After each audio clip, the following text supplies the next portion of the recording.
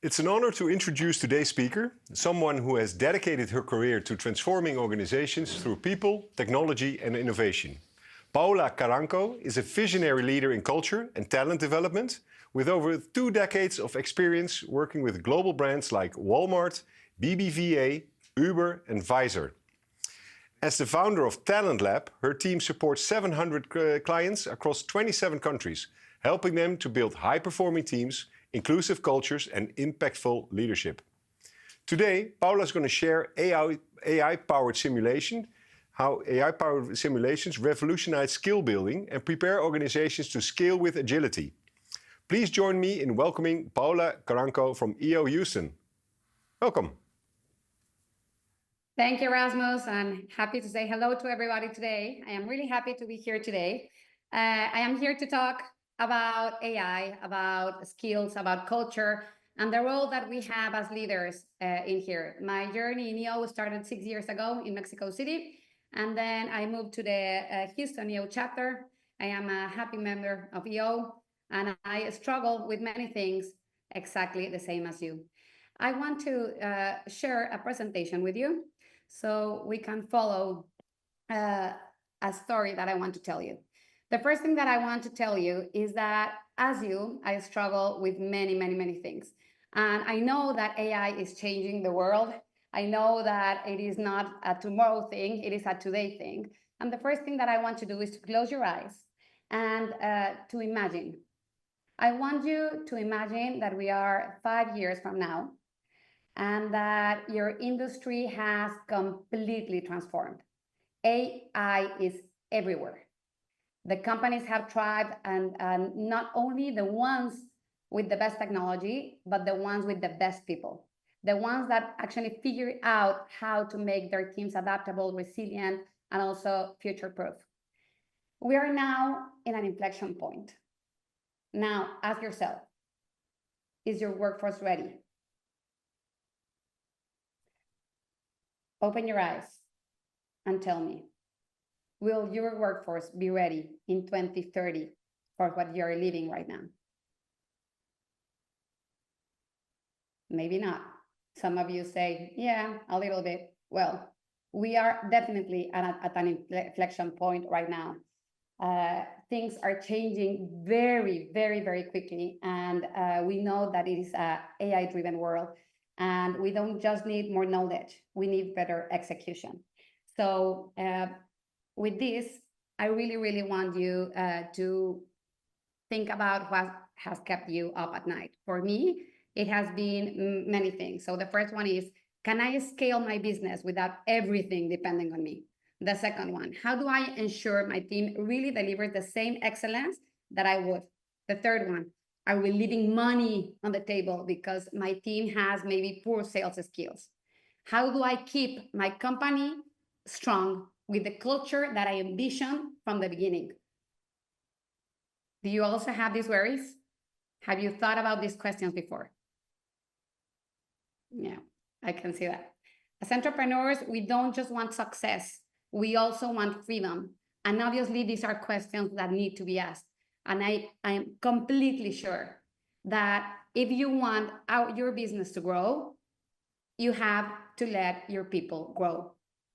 That is the only formula that you have to take. Of course, we have AI agents and will make our lives a lot easier. But the people, the culture, the talent that you have is going to be critical for this next step. Scaling depends a lot on your people. How your people does the different things and the tasks that are in front of you is one of the most important things that you should be wearing right now. How can you scale your operations with your people? How can you execute at the level your business actually needs you to? There are different challenges when you want to upskill your team, but I didn't want to just put what I think about it. So previously in, I think maybe 2 weeks ago, I actually raised a poll in LinkedIn saying, hey, what is the biggest challenge you have when upskilling teams? And there were many responses, but the top 4 responses were actually these 4. 48% of the people are just too busy to learn. They can't learn because they don't have the time to do that. Maybe there's an excuse. I believe so, being honest. But also, we have many things in our hands. Secondly, we can't scale. Why we can't scale? Because we don't have enough time. We don't have enough trainers. We don't have enough budget. Third one, you know what? People want to do that, but training just doesn't stick in real life. Like people go to trainings, but then what happened after that? And then 7% says, you know what? It is so hard to measure results. Is this really an investment? Or are we just, spending money on these kind of things, but never knowing what is coming back to us? And I really want you to think that we should be thinking as pilots. Would you trust a pilot who only maybe read a manual? I'm gonna read you in the chat.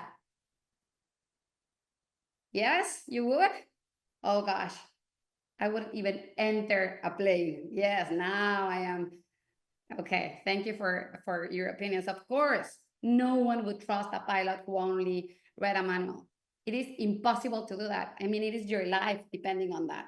But you know what? You can't imagine how many people, how many business owners actually do that in this company.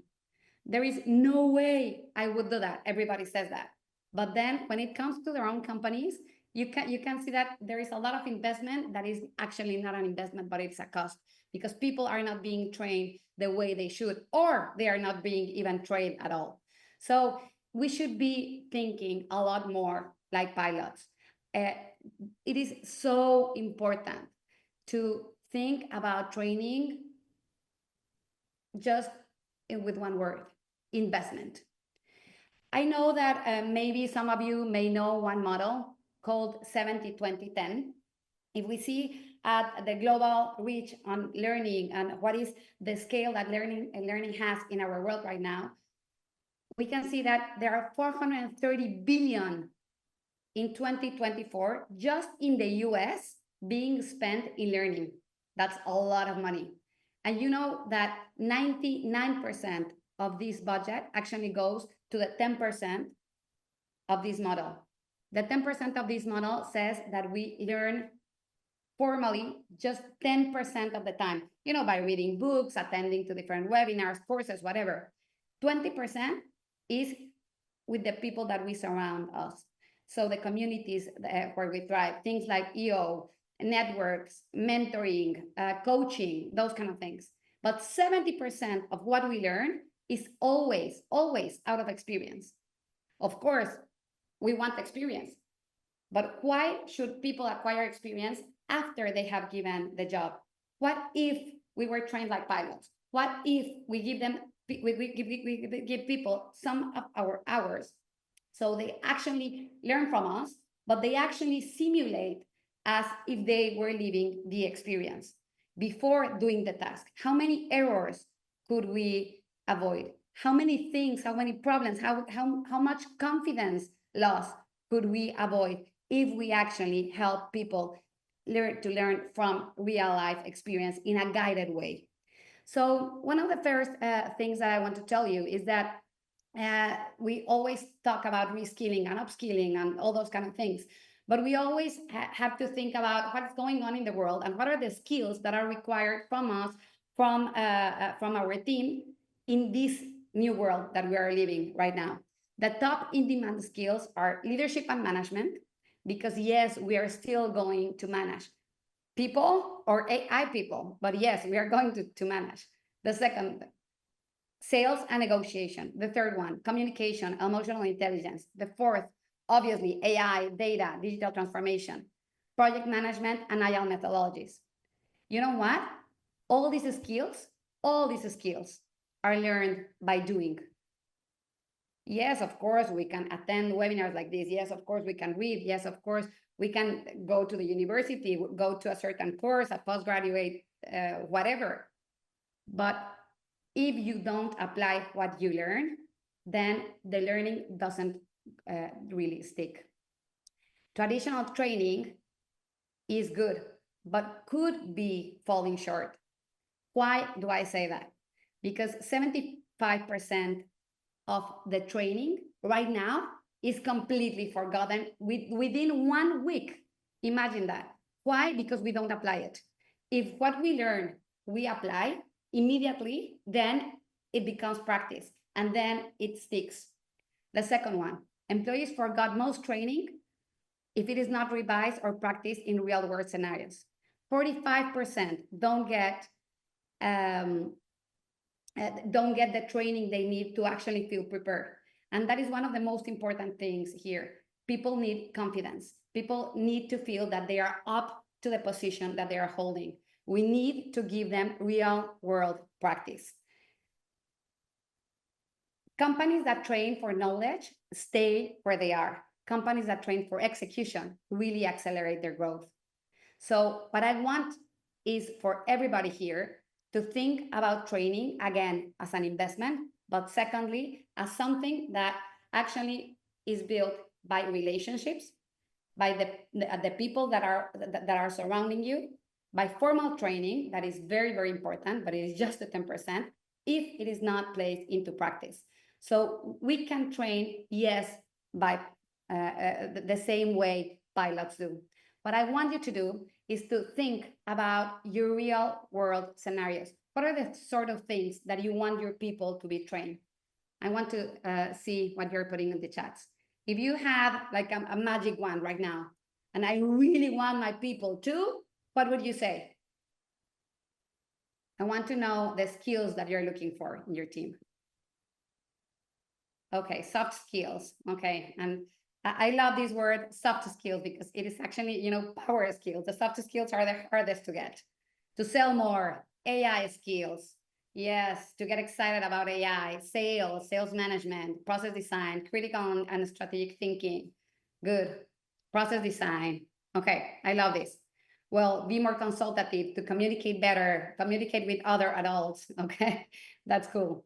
Well, yes, we need more of that. Yes, we need marketing too. So that is why we created Practice Lab AI. Practice Lab AI is a technology built with second nature technology.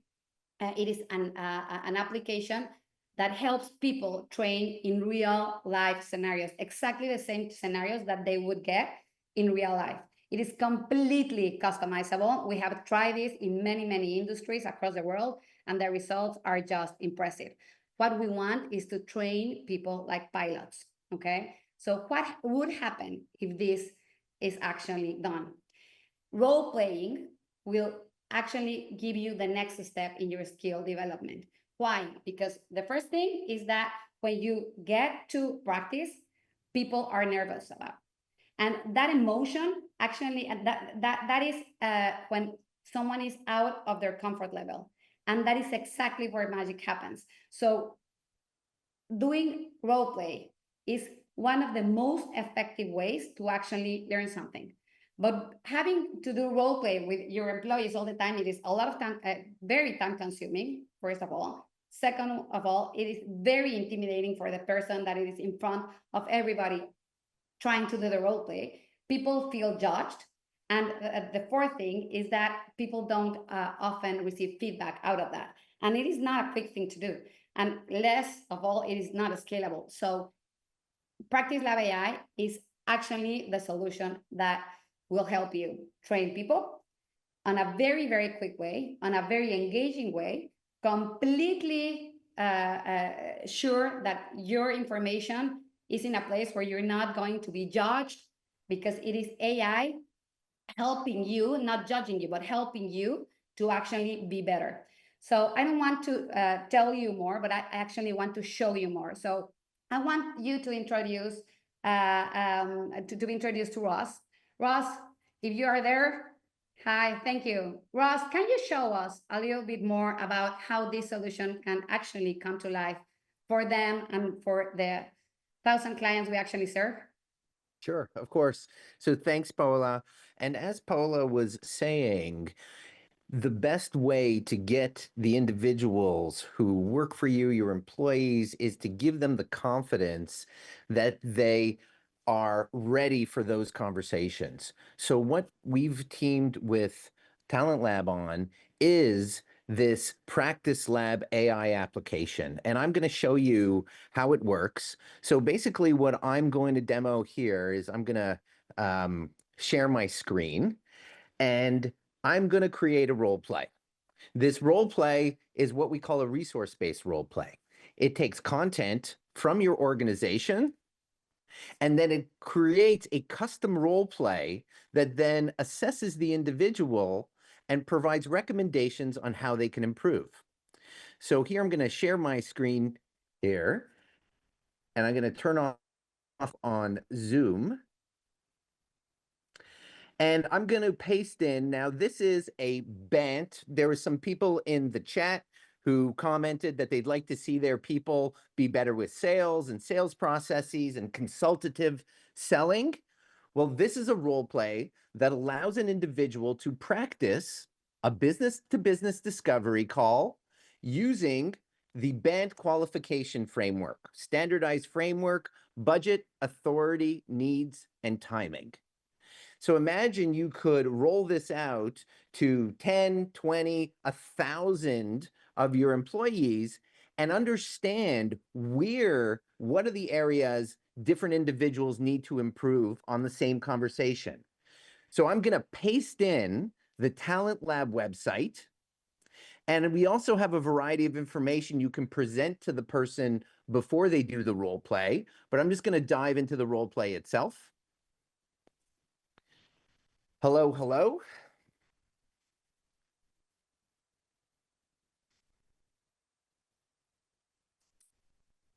Hi, Russell. You are about to enter a discovery roleplay. After the roleplay, you will receive personalized feedback and tips for improvement. Hi there, I'm Rachel. I'm interested in learning more about how Talent Lab solutions can help improve our talent management strategy at Innovate Tech. Well, terrific. Well, Rachel, thanks for taking the time to speak with me today. Talent Lab, at Talent Lab, we've worked with a whole variety of companies of all sizes and helping them improve the talent that they have internally and retain those employees. And when you say you want to improve your talent management strategy, are there any specific departments or individuals you want to focus on? Thank you, Russell. We are looking to enhance our overall talent management strategy, but we are particularly focused on improving employee development and retention across all departments. I see. And when you say specifically retention, are you having trouble with churn in your employee? Yes, we have noticed some challenges with employee turnover, particularly in our engineering and sales departments. We are looking for solutions to address this issue effectively. And what are some ideas that you have in how to improve some of the turnover around the sales department? We are considering implementing more robust employee development programs, improving our onboarding process, and enhancing our performance management system to better support our sales team. Well, that's great. Well, and what can I answer for you around Talent Lab? How does Talent Lab solution compare to other HR solutions like Workday or Bamboo HR in terms of features and cost? Well, here at Talent Lab, we do both the creation of the programs, the consulting, and we help supply different applications to help you improve your skilling. And that information then gets fed into a Workday or Bamboo HR system. So you have end-to-end insights on things and areas that you need to improve. So I'll just end the role play here, but you could see that she is prompted from the standpoint of the avatar to ask me questions. And now what it's doing is it's analyzing the conversation and providing me a score and recommendations on how I can improve with my conversation aligned to this standardized BANT framework for discovery in sales. So again, budget, authority, needs, and timing. And every analysis takes between 30 seconds to about 2 minutes, depending on the length of the role play. Role plays may be anywhere from 2 minutes for perhaps a small outbound call, all the way to 30 minutes. And it puts out a score. And it tells me, okay, I got 45, and there's a variety of reasons why, which I really didn't do the whole role play. But let me zoom in here. You get a summary of what I did well and areas that I could improve. I get both a knowledge score, which is a custom rubric on what you want your individuals to practice on, a style score, how clear my conversation was, did I use filler words? And then I get recommendations referencing each part of the conversation on how I can improve. You could see I didn't talk about budget. We did a short conversation, so I got a 0. And then I did well with my opening, but still have areas on how to improve. So I know that we don't have a lot of time for the demo, but hopefully that gives you an idea, as Paola was saying, of a practical way for which you can get your employees to feel more confident and competent in a whole variety of different types of conversations. Paola, back to you. Thank you, Ross. That was amazing. Thank you for the demo. I think that I can talk hours and hours about Practice Lab AI, but the thing is that if you don't see it, if you don't experience it, then you actually don't get, you can't imagine what actually this technology does. So one of the most important things here is the instant feedback that Ross actually received, because that feedback provokes moments that we call aha moments, okay? Why? Because those aha moments is where actually you notice something. You can do 1, 2, 3 times the same thing, but if you're repeating the same mistake and nobody tells you that you are actually having that mistake, then actually nothing happens. Change doesn't really happen. And that is why instant feedback matters. You can have a certificate, for example, after traditional learning, but no insights on what you actually did well or where you can improve. Most employees leave feeling, confident, but as they practice afterwards, their confidence may drop. Why? Because they realize that they weren't as prepared as they thought. With Practice Lab AI, they actually practice, they receive feedback, they know where they are, they know where they can get to, and most importantly, they don't feel judged. Of course, it is far less intimidating than receiving a feedback from your boss, and even better, it tells you a very good feedback. That is one of the skills that many managers actually lack of, right? So it tells you what did you did good, what do you have to improve, and most importantly, some tips that you can apply afterwards. And for me, the game changer is that when you end up the simulation, then it says practice again. And that is, for me, the game changer. Why? Because actually practice makes master. And that is what we want to do. This is just one of the examples. In just 30 minutes, we improved 44% in proficiency. That's amazing. I mean, I am a learning professional. I have been in HR for more than 25 years, and I haven't seen anything like this before, okay? We have so many use cases. Now we saw a sales example, but we have done this for leadership, for feedback skills, coaching skills. We have done this for example, for a product demo. We have done this for product training. We have done this to train empathy, for example, in call centers, in support roles. We have done this for ethics, diversity, procedures, policies, termination conversations, difficult conversations everywhere. There are so many use cases that we can do. And of course, when I tell this to people, it says, that is too good to be true, right? But it is not too good to be true. As many of the things that we have seen today, we thought that these kind of things were impossible until now, right? The future is here, and we know that this is actually benefiting us and our businesses immensely. I am going to show you 3 business cases and success case studies that are amazing and from different industries, and that have shown real impact in their businesses and in their people. So Go Health sells Medicare in the US. By implementing this, they increased 33% in their onboarding time. People practice more. Remember about the practice again button? Well, 7 times more practice than before. And then what happened? People started learning. And most importantly, this was impressively scalable. Another one, Zoom. Zoom wanted to launch a Zoom phone, but as you know, we're using Zoom right now, and we know this product of Zoom, but Zoom actually has some other products that are quite nice. They wanted to increase their sales. Before the AI, they had 3 opportunities per month. after 1 month, they got 6 opportunities. What about their logos? Every month, they would have half a logo. So every 2 months, they would increase one client.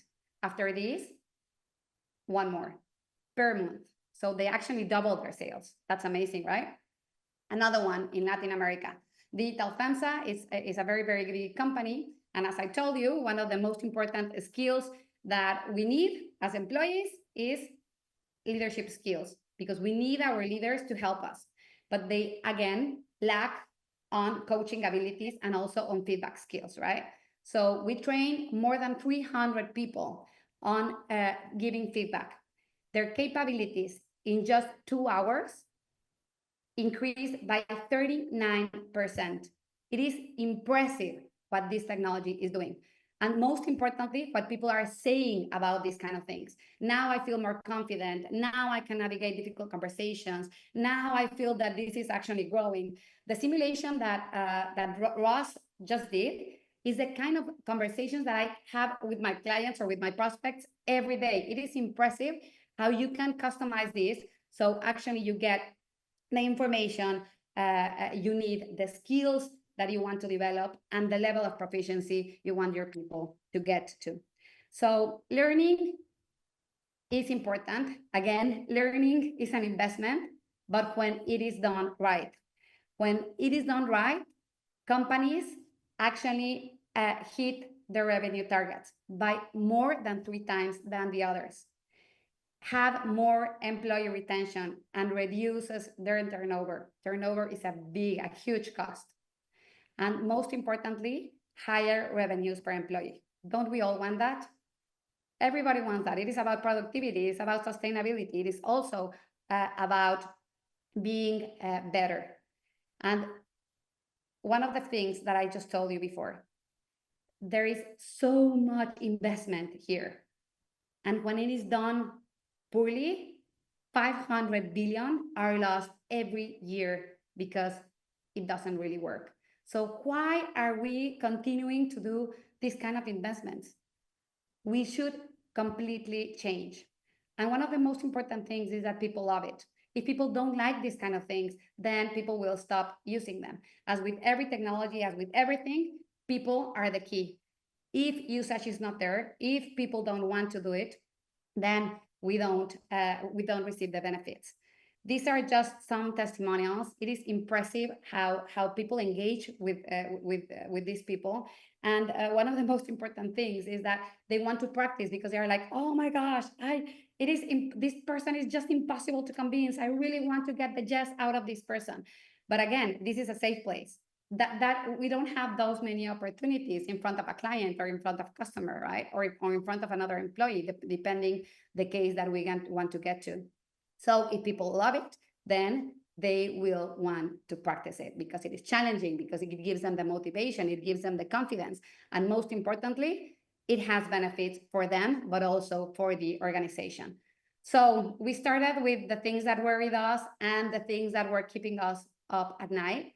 What I want to tell you is that this actually has a solution. So you want to talk about scale? Well, invest in your leaders. Invest in your leaders to make better decisions. Invest in your leaders to actually solve the problems, and so you can delegate more. What about excellence? Well, why don't you train them in customer service, in emotional intelligence, in empathy, for example?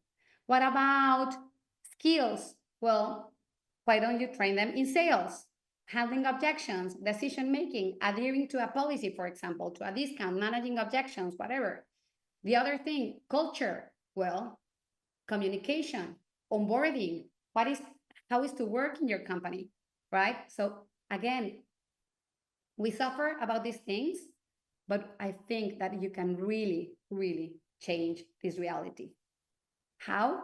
By just being curious and doing something different. I really believe that this is a challenging time for everybody. I also believe that this is a very exciting time for everybody. And coming from HR and caring about businesses, but also people, I really think that leaders are the pivotal point here. These leaders are amplifiers. And right now, It is your job to amplify your people's capabilities. Of knowing what to learn, but it is learning at AI speed. I really want you to take this in your own hands. Don't just wait for the future to happen. Take control and start shaping your own future with AI-powered learning. Thank you for having me today. I will love multiple languages. You can do French, English, Spanish, Portuguese, German, Dutch, and many more coming. Thank you, Paola. That was a super interesting talk. I have a question from Anya. She said, how do you deal with employees that might think of this training tool as a resistance actually lowers, right? When they see this as practice and we explain them that this is a completely safe place and they actually experience it one time and another time and another time, they see that we are not evaluating them. It is actually making them better and feeling more confident on a task that they already have to do. So this is totally different as making a test or an exam. People are not being examined as a test, right? We are encouraging people to actually fail and practice again so they become better. So it is just about a little bit of change management at the beginning, but being honest, it is about experiencing it themselves so they become more comfortable with it. And believe me, since the beginning, they actually love it. And on another level, also the seen from the eye from the employee, did you implement any gamification in this? Yes, actually there is like a gamification thing and there are challenges. So you can actually see how are you doing against yourself, but also against others. So this helps a lot. And you can also put some reminders so you can practice again. And yeah, that helps a lot. Thanks. Luis, you have a question? Yeah, thank you, Edward. I think we have time for one more question. So first of all, Paola. Gracias. Gran trabajo. And then, that's the Latin quote of the Global AI Summit. Having said that, I wanted to ask you about the type of people, the type of roles that take this, that use these simulations, right? Because for some simulations, like for example, call center operators, it may look like easier than if you're hiring like some more sophisticated roles. So what's your experience in terms of use cases when using this type of approach to less knowledge intensive to more knowledge intensive roles?